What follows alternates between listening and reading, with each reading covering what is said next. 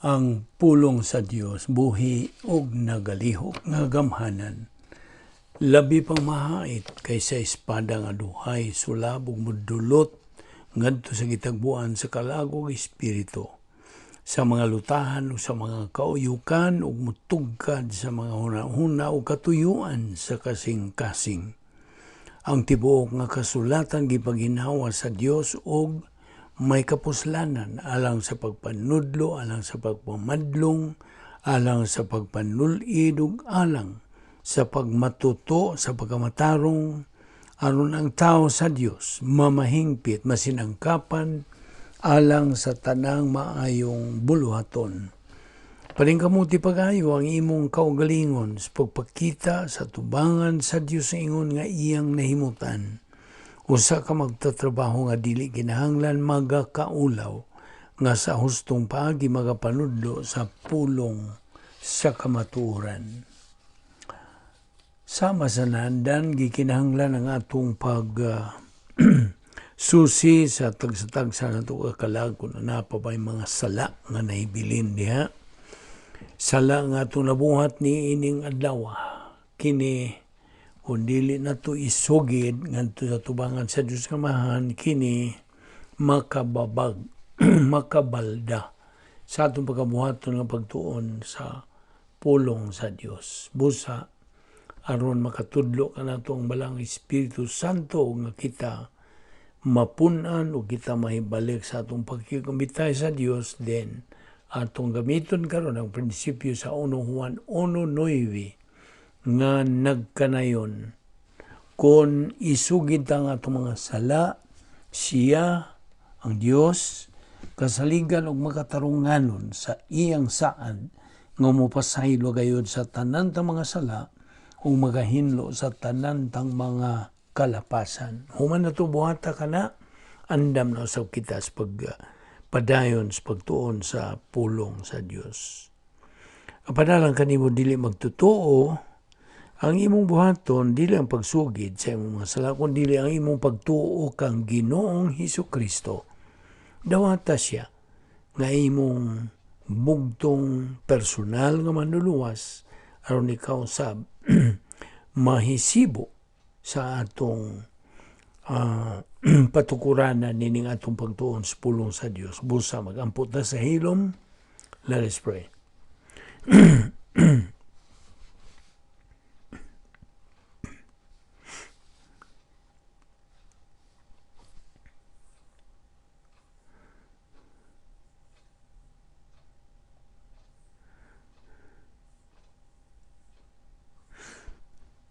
Amahan namong langit no, nagapasalamat kami kanimo unas tanan sa imong pagdala kanamo ni ining dapita sa makausap pa aron kami makapadayon sa imong pagtuon sa imong pulong. Salamat ni ining grasya, imo pa kami ipabuhi, umani kami karon. Pinagis pagtudlo kanamo sa balang Espiritu Santo sa imong kamatuoran. Ilabi na ni ining manungdanon pag-ayo nga pagtulunan bahin sa imong pagkatulo sa usa nga ang doktrina sa wala ang Trinidad. Busa pasabta pa kaming dugang o patinawi pa kami sa dugang pagyong nga mga punto sa doktrina bahin ini. Salamat ni among Bible study through the YouTube, kining tanan among gipasalamatan sa ngalan ni Ginoong Hesukristo. Amen. Maayong adlaw sa tanan nato nga mga subscribers, mga higala, kaninyong mga bago, welcome. O kaninyong mga igsoon ni Ginoong Hesukristo, our fellow believers, welcome once again. Aniya na kita sa lain usab nga punto sa doktrina bahin nining atong uluhan, the Holy Trinity. Okay. Ang atong tukbilon karon mao ang balaang Trinidad gipadayag. Okay. Una sa tanan, duruha ka mga panghitabo. Usa dito sa daang pakigsaan, ug ang usa diha sa bag-ong pakigsaan. Nagapatinaw ug tataw gyud nga rika nato sa pagatinuod sa balaang Trinidad. Sa pagtawag sa Dios kang Isiyas nga mahimong iyang ulipon, ang maong propeta gipakitaan og usa ka dili kasagaran nga talan-awon sa langit. Now, diha sa Isaias, Kapitulo 6, versikulo 1 ngadto sa 3, paminaw, mao kini ang gisulti diha.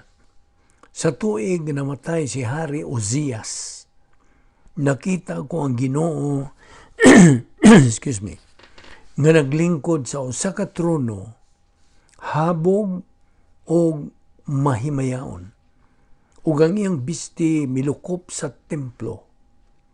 Sa ibabaw niya nagbarog ang mga sirapin. May unom kapako ang matag usa kanila. Gitabunan nila ang ilang naong sa duha nila kapako, o ang ilang tiil sa lain nilang duha kapako, samtang ang lain pang duha kapako gigamit nila sa paglupad.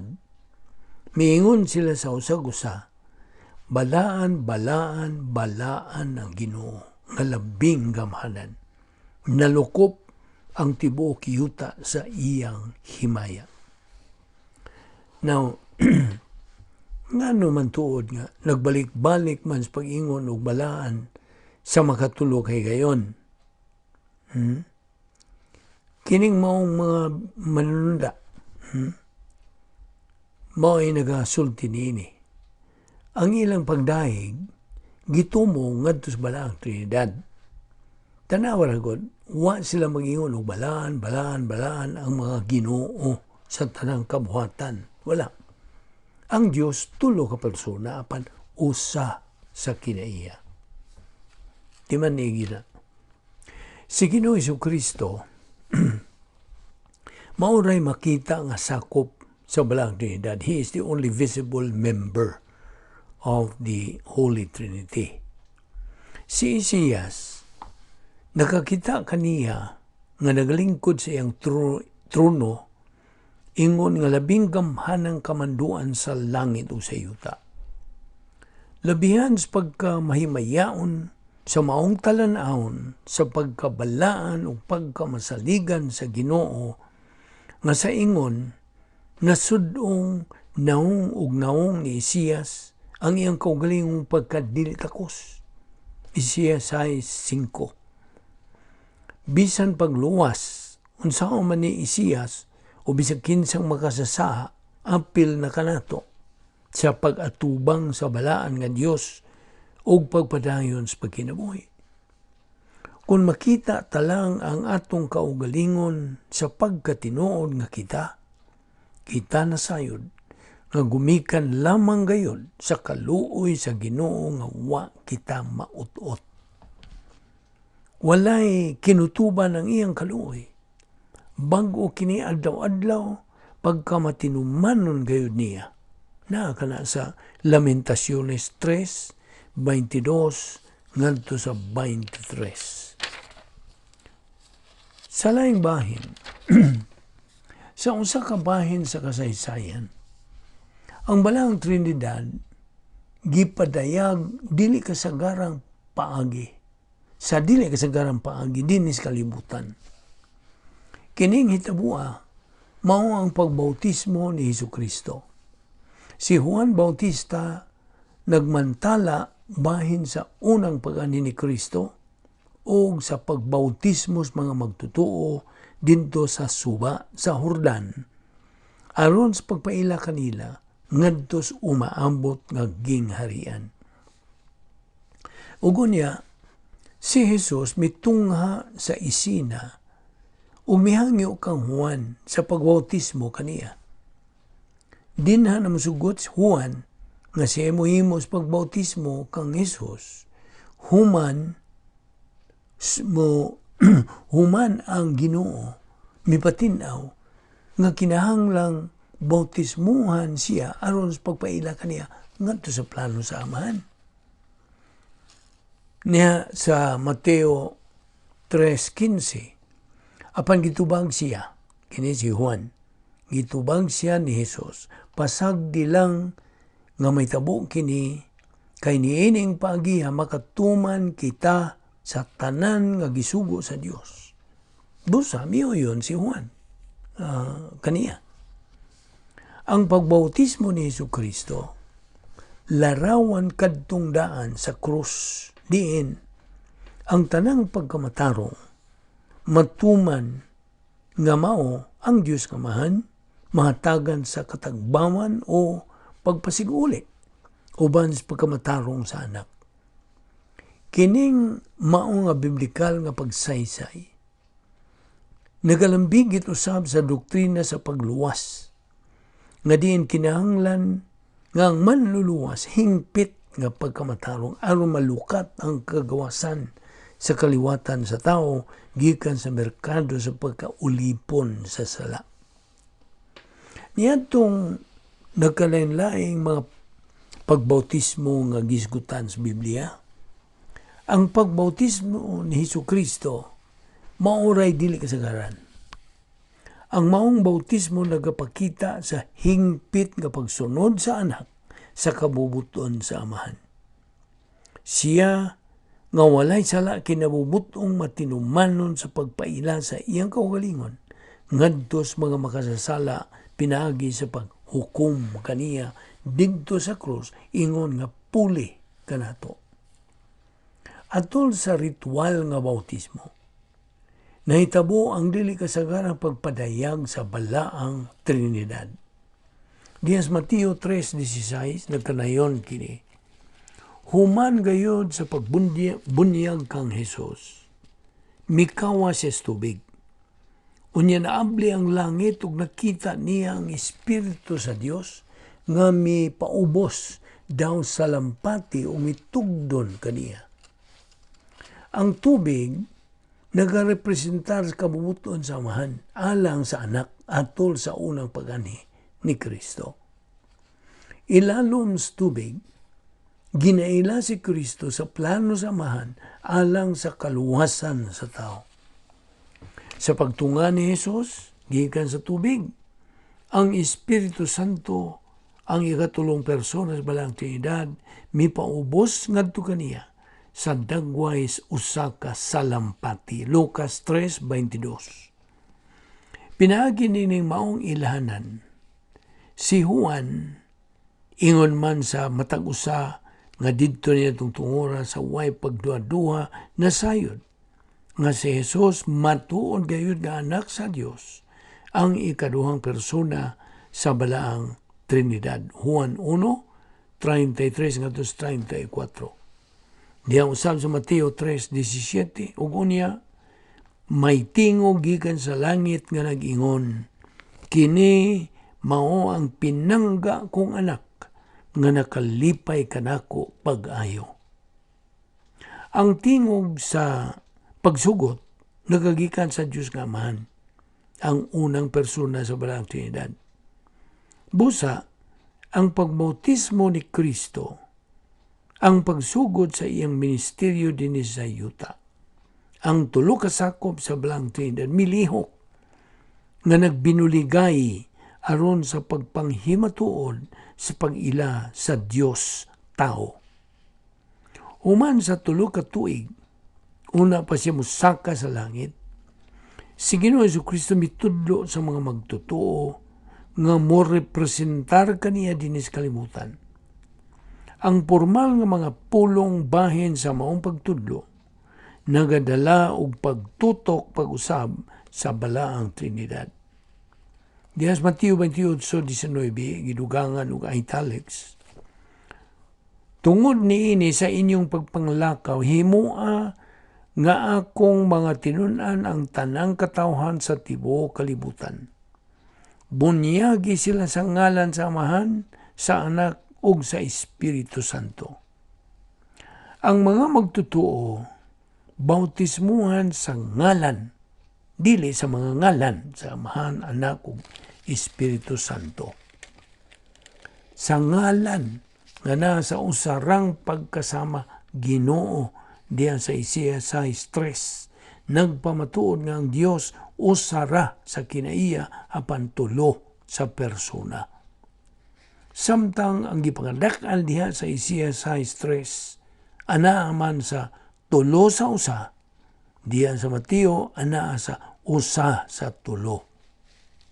Now, ang tanda ko nimo, unsaon taman pagsabot sa mga persona sa Dios.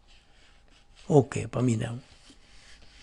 Unsaon man sa paghulagway sa atong may kinutubang salabutan ang way kinutubang mga personalidad sa Dios. Unsa mang bokabularyo, unsa mang paagis pagbayloay guna-una ang makapatinaw sa tao niyadtong normal nga lisod sabton.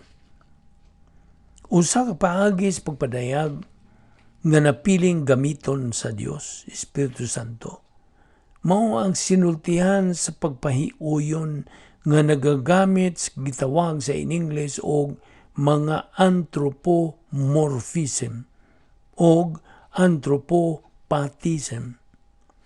Gigamit sa Dios kining maong mga kaamgid ngadto sa tawhanong mga kinaiya og pamatasan nga sa tinuod wa siya manag-iya og ingon. Sa tuyo, sa paghatag nato og kahinaminan, inunta, bahin sa iyang Diyos no kinaiya og kalagdaan. Ang in English nga pulong anthropomorphism, nagapasumangil lang ngadto sa Dios og mga bahin sa katukuran sa lawas sa tao sa tuyo, sa pagpatinaw sa iyang palakaw, ug ang pulong anthropopathism nagapasumangil lang ngadto sa Dios og tawhanong mga pagbati, mga makusog nga pagbati ug mga pangunahuna aron sa pagpatinaw sa Dios ng mga lagda, mga buhat ug mga desisyon sa pinulungan nga gigamit sa atong tawhanong pagpanabot. Ang pulong amahan, panalitan, usa kini ka anthropopathism nga nagadala kanato og kasinati sa konsepto sa amahanong relasyon. Ang amahan, wala lamang magahulagway sa relasyon tali sa una o sa ikaduhang personas balang Trinidad, kundi nagahubit usab kini sa atong relasyon sa panimalay ngadto sa Dios nga amahan pinagi sa pagkataong pag-usab. 1 Corinto 11:3. Mao man usab ang mga ngalan, anak ug Espiritu Santo. Nagahulagway kanato sa mga tahas sa ubang mga persona sud sa pagka-Dios. Okay, ato isgutan ang Dios nga amahan. Ang Dios nga amahan mao ang tagmugna o tagplano. Diha sa balaang kasulatan, ang amahan mao'y pangu sa panimalay. 1 Corinto 11:3. Ang Dios nga amahan mao ang kahugpungan sa pagkaamahan ug mao'y labing labaw nga nagabuhat sa tanang butang. 1 Corinto 8:6. Ang titulo nga amahan naghatag og dakong pagtagad sa bug-os nga awtoridad sa unang persona isip tagmugna sa plano sa Dios alang sa kaliwatan sa tao. Juan 14:24, Efeso 1. Diya sa Efeso 4:6, may usa lamang ka Dios ug amahan sa tanang mga tao, meaning mga magtutuo. Siya mao ang labaw sa tanan, labaw makagahom ug nagbuhat pinaagi sa tanan pagkanaa sa tanang dapit ug anaa sa tanan pagpuyo sa amahan. Apan bisan pa niini, ang Dios nga amahan wala mohatag og paglapas sa ubang mga sakop sa balang Trinidad, makalidad man o grado, kundi kauban siyang managsama sa anak ug sa Espiritu Santo. Dintos kaniadtong wa pang tanan, ang amahan mimugna og medisinyo sa tanan nga dinha ng daan sa kaniadto sa karon o ang umalabot pa. Genesis 1:1. Iyan ang gibutang ang sukaranan sa kalibutan. Proverbio 8:29. Giandam na ang mga elemento. Job 28:25-27. Gipahimutang na ang mga balod sa kadagatan, Job 38:11. Ang amahan nagatinguha sa paglalang sa tao, Henesis 1:26, o sa pag-atiman kaniya diha sa grasya, Efeso 1:2 o 4, Efeso 2:8-9. Ang tanan nga laraw ug binuhatan sa amahan mga pagpadayag sa iyang kinaiya. Okay, sagutan ta karon ng amahan ni Jesucristo. Una sa tanan, ang Dios ug amahan sa atong Ginoong Jesucristo usa ka titulo sa unang persona. Segundo Corinto 1:3, Segundo Corinto 11:31, Efeso 1:3, Colosas 1:3, Primero Pedro 1:3. Kining maong titulo nagapakita sa relasyon tali ni Kristo ug sa amahan. Si Kristo mao ang pagpadayag sa amahan, ingon man mao ang kinataliwad ang punteriya sa iyang plano. Juan 1:14, Segundo Corinto 4:6, Efeso 3:11, Hebrehanon 1:2. Diha sa Juan 1:18 usab nagkanayon kini. Wala pa gayoy tao nga nakakita sa Dios, meaning Dios nga amahan. Ang bugtong, dili kasagaran pagkatao, ang bugtong anak nga Dios nga si Jesucristo nga pinangga kaayo sa amahan, mao'y nagpaila kaniya. Ang relasyon sa amahan ug anak dinha ng daan gikan pas kaniadtong eternidad nga nasud sa Dios nung dekrito, Juan 17:5-24. Bisan tuod managsama sa amahan hangtod sa kangturan, Pilipos 2:6, ang anak nagabuhat sa ubos nga tahas aron sa pagtuman sa kaluwasan nga kabubuton sa amahan. Ang mga panultihon sama sa iyang bugtong dili kasagarang pagkatao anak, Juan 3:16, ug ang bugtong anak sa Dios, Juan 3:18, kinahanglang sabton kini sumala sa talagsaon nga buluhaton sa ikaduhang persona sa balang Trinidad. Bisan Dios siya nga walay katapusan, nagagikan siya sa amahan aron ipadayag pinaagi sa unod, Juan 1:14, Juan 8:42. Si Jesucristo mao'y bugtong na tao din sa kalibutan nga way kinaiyang makasasala, Primero Pedro 1:19. Pinaagi sa birhen nga pagkahimugso, Salmo 2:7, Isaías 7:14, Mateo 1:23. O mao'y kalifikado nga makabuhat isip puli aron hukman tungod sa mga sala sa kaliwatan sa tao, Isaías 53:4-6, Hebrehanon 9:16 o 28, Primero Juan 3:5. Dinhi lang kita muhunong sa pagkakaroon og ato ning ipadayon ugma. Adto ta maghisgot ugma sa amahan sa tanang magtotoo. Magampo ta. Balaan na mo nga Dios, nagapasalamat kami sa imong grasya nga nagapadayon sa paglihok sa among kinabuhi.